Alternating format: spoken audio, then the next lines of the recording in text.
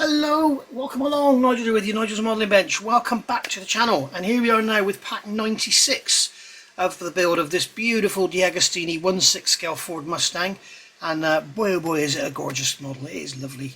And in these latest packs we're concentrating mainly on building the engine. In packs 94 and 95 we did what I think is the starter motor and the, although they call it a gas filter, and the exhaust manifolds, and we've also done the dipstick, which they call the oil level checker. So there we go.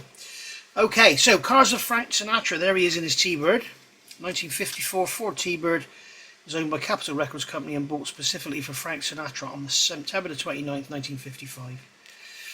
And there we go. And then here we have Lamborghini Miura, recognised as the world's first supercar.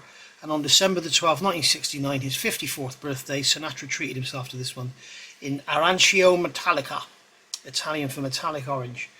Orange being his favourite colour. It's probably my favourite colour too, actually.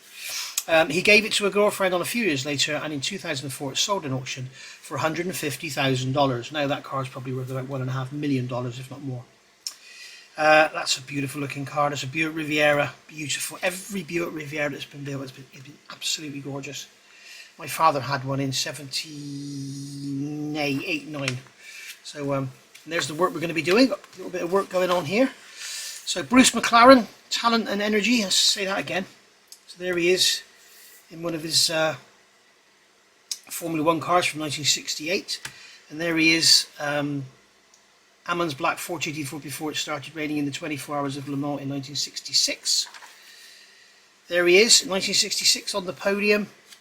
And then the black car clearly ahead. According to Ford, the finish line was further back and both cars crossed it together. So there we go. There's a lot of controversy about these two cars. And then Bruce McLaren and his Ford GT40 at the 1,000 kilometres of Nürburgring. 1964 was the New Zealand driver's first outing with Ford. The car started from the second grid position, but McLaren was unable to finish. And there we are with Mario Andretti in his Ford GT, in which they claimed victory at the 12 Hours of Sebring in 1967. It's actually a GT40. Right, so let's have a look at what we've got in here. So pack 96 we're looking for. Here it is. So grab the scissors and cut it open, and we'll see what we've got in here. So as usual, first of all, check our parts. So we've got this engine, what's that, an engine block base. We've got a bellows in there. They're calling it the gearbox joint. 96C is an oil filter, yay, they got something right. And 96D is the oil filter closure, that's the top. And then here we have a little bag of screws. Cut those open, and we'll have one spare as per usual. So we're going to be, it's not just this, you can see we're going to be using some of the previous parts. So place the oil filter closure over the filter as shown in the picture. Fit the protrusion of the filter into the notch of the closure. So we've got a protrusion on here, and that's going to go into that notch on there. The thing is, we don't necessarily have much of a protrusion, but it doesn't go into that. You can, but it does go on. Okay, and then we're going to take a PSO2 screw, and we're just going to pop that one in. And that's going to hold those together, just like so. There we go. Motorcraft on the oil filter. There we are. Okay, so retrieve the assembly of the right side of the engine block and fit the oil filter 96C into the cutout and then in the side next to the oil level checker next to the dipstick. So that's going to go up into there like that. Yeah, that's going to clip on. That's a nice snug fit. So that's going to clip on like that. Okay, so you've got your oil filter housing and your filter on there. Now retrieve the engine front and place it on the end of the engine right side of the engine block where the oil filter is installed. Fit the tabs of the engine front support into the two notches on the engine block. So here's the engine front. Okay, so this is going to go on like that. So we've got these two tabs here, you can see. I haven't got the light on, have I? Sorry guys. Here's these two tabs you can see on here, and they're going to fit into those two notches there. Just like so. Be careful what we're pushing here, so I don't want to break anything. There we go. So that's just going to push on like that. I think the bottom needs to go on a bit more, doesn't it? Be careful not to break anything. There we go. Okay, so that's got on like that. Now we're going to take the gearbox joint bell housing 96B and fit inside the engine block base 96A. So this is going to be like that way up, and this is going to go like that.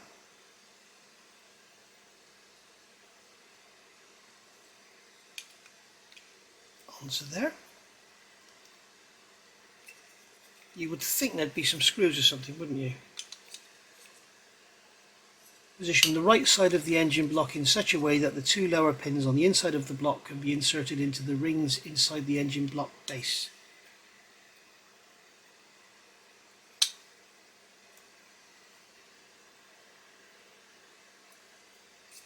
I'm really surprised they don't have a screwing this in.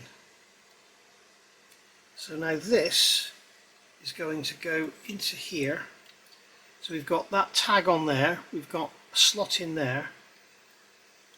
So this, okay, so these, I'll do it this way up. These loops here on the base are going over those protrusions. That tab is going into the slot.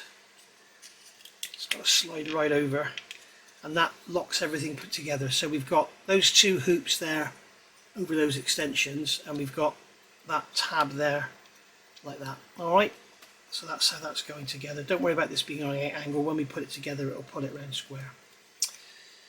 Okay, then we're going to retrieve the engine block connector and place it on the two free pins on the inside of the engine. So we've got this block here, and that is going to go that way round like that. That's how that looks to me. No, it's not, it's that way round. Okay, so that's going in like that, and then we're going to retrieve the left side of the engine. Actually no, that's the right side of the engine.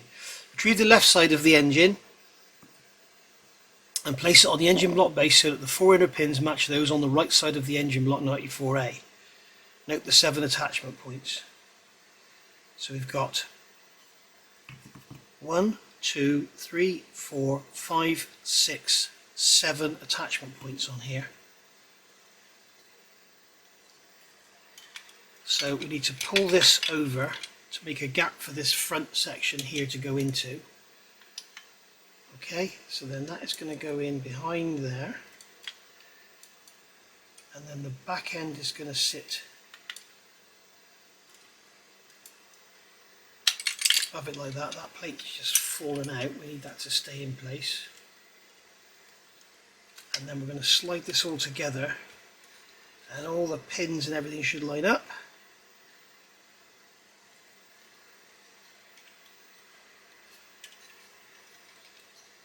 Bottom ones seem to be struggling a little to go together. Something is stopping the engine block from going together at the bottom.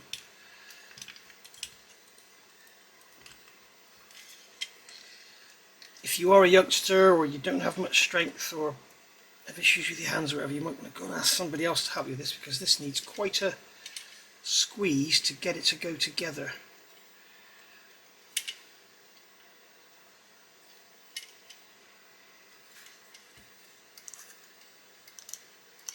Kind of, it's gone together, but we still have it, it's holding off here, as you can see.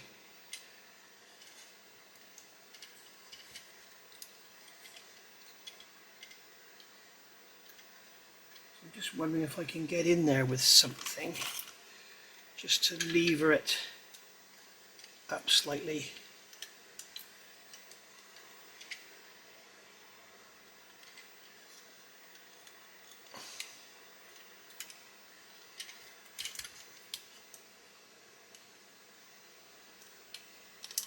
Yeah, it is going together, but it's not very well centered.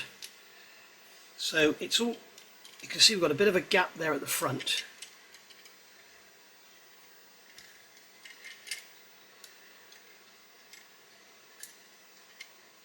So yeah, it's just a case of just persevere, and then what I'm going to do is get a little flat screwdriver wherever there is one and get it in there and see if I can lever this over to even it up a bit.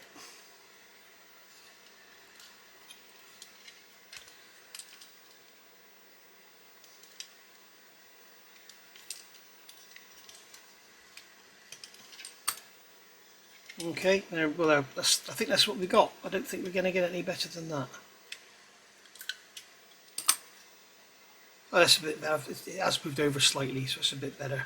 Okay, so there we are. This is what the engine block looks like once this assembly stage has been completed. So there we go. So we've got a spare screw to put in our Mustang screw jar. But you can see now how this is coming together, and you can see how massive this thing's going to be. I mean, look at it there on my hands. This engine is massive. And you super detailers out there could go to town with this. Really make something special out of it. Right, I will see you all back soon for pack 97 and maybe pack 98. I'm not sure how much work we've got to do, but we're going to call it a day for that one. So that's pack 96 done, and as you can see, we've got our engine here going together beautifully. See you all soon. Thank you for watching. Bye for now.